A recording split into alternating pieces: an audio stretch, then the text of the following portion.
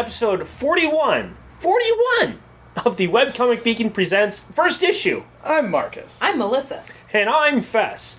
And if you don't know by now, you should be going to firstissue.webcomicbeacon.com to check out other episodes of First Issue. This is Supergirl, #1 from DC Comics. That it is.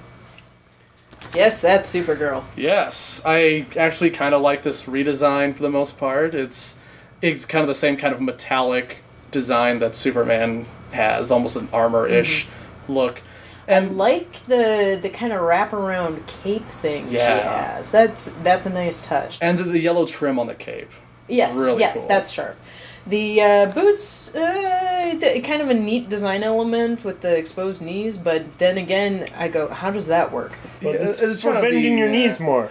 Well, I know, but still, And that's to hold up the boots How better. would they really? Yeah. That's my... They don't- That's not the issue. I mean, I can forgive the boots.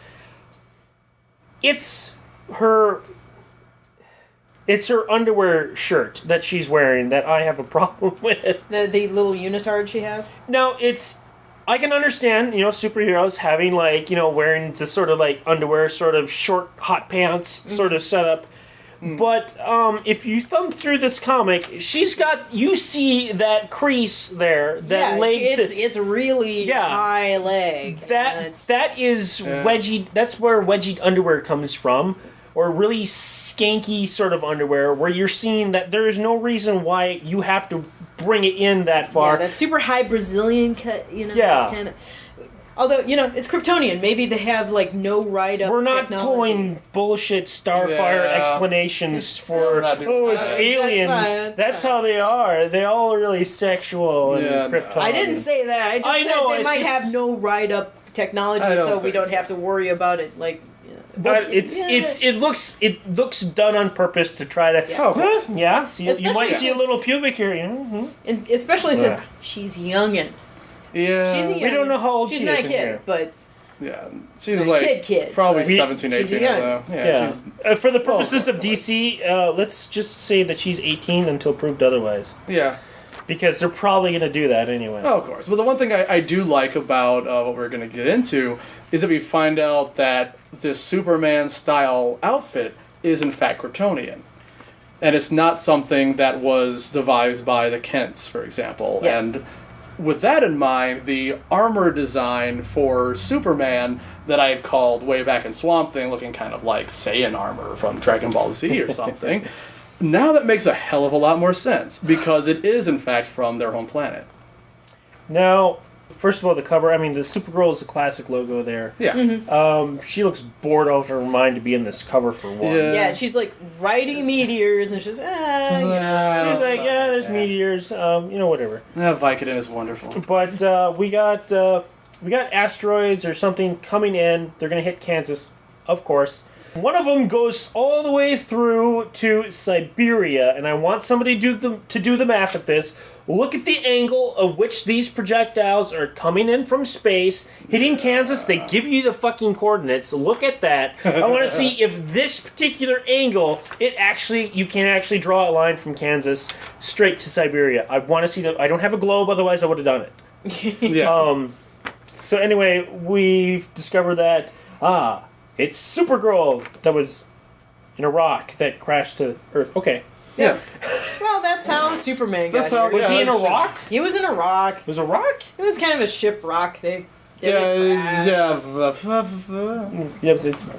Exactly. And so we have... Basically, she's thinking that she's dreaming because this doesn't make sense.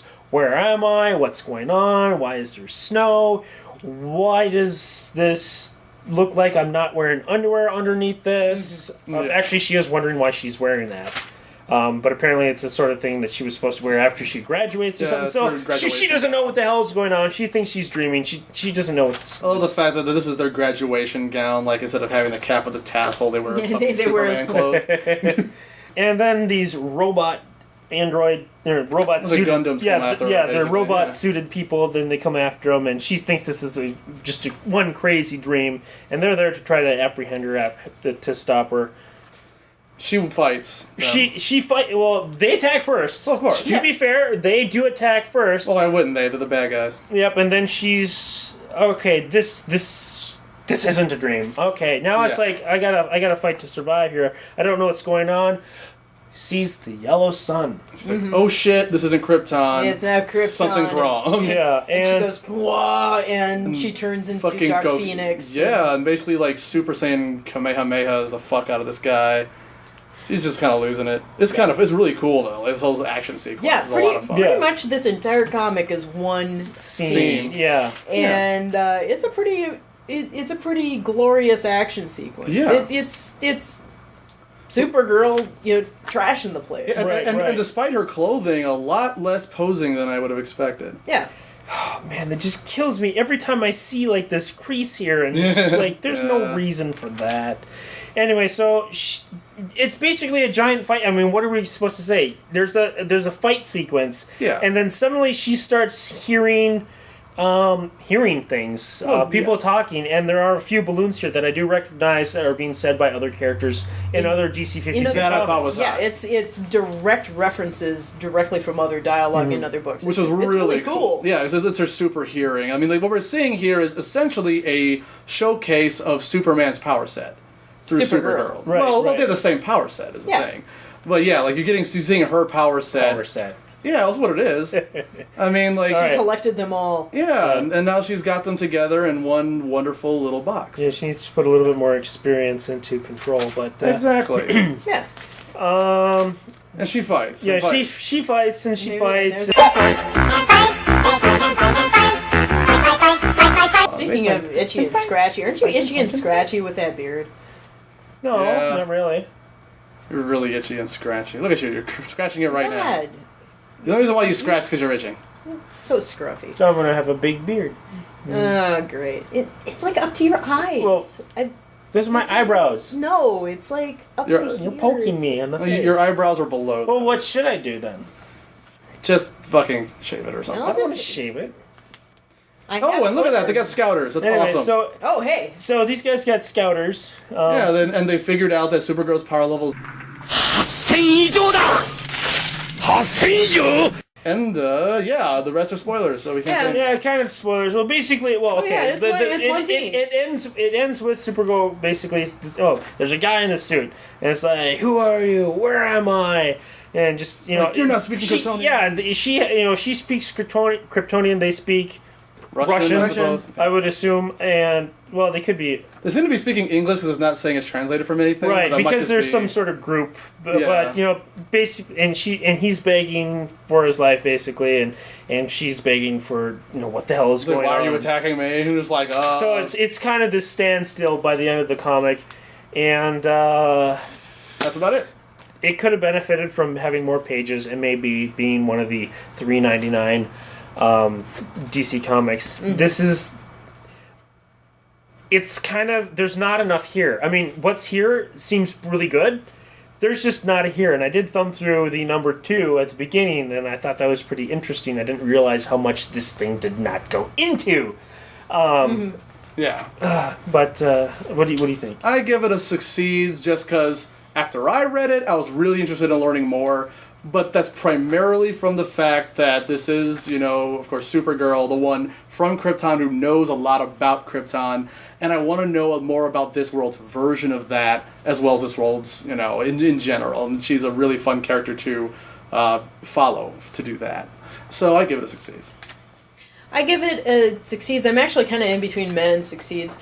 My misgivings about the comic are that, it is one scene. Yeah. And if you're spending $3 for one scene, it doesn't seem now granted, they do a lot with that scene. Yeah. It's pretty impressive, and it's an interesting stunt to pull off. It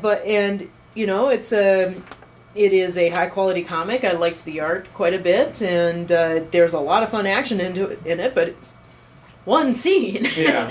So I give it a succeeds in that it is enough to get you interested, but, I just have my misgivings about it. Yeah. See, I did end up picking up number 2 Supergirl and thumbing through the beginning of it and thought, hey, this is kind of interesting, I hope. And I bought it because I was thinking, okay, if this is kind of cool, number 1 is probably really good. I was disappointed when I read number 1 after reading the first few pages. In fact, after reading this, it should have had the first few pages of number 2 in this. It would have been a lot better final stab of a sort of... Even the first 2 pages of Supergirl number 2 would have made this a lot better. I do have to give this a meh. This is a meh for me because it just doesn't have enough. It does good with really what's here.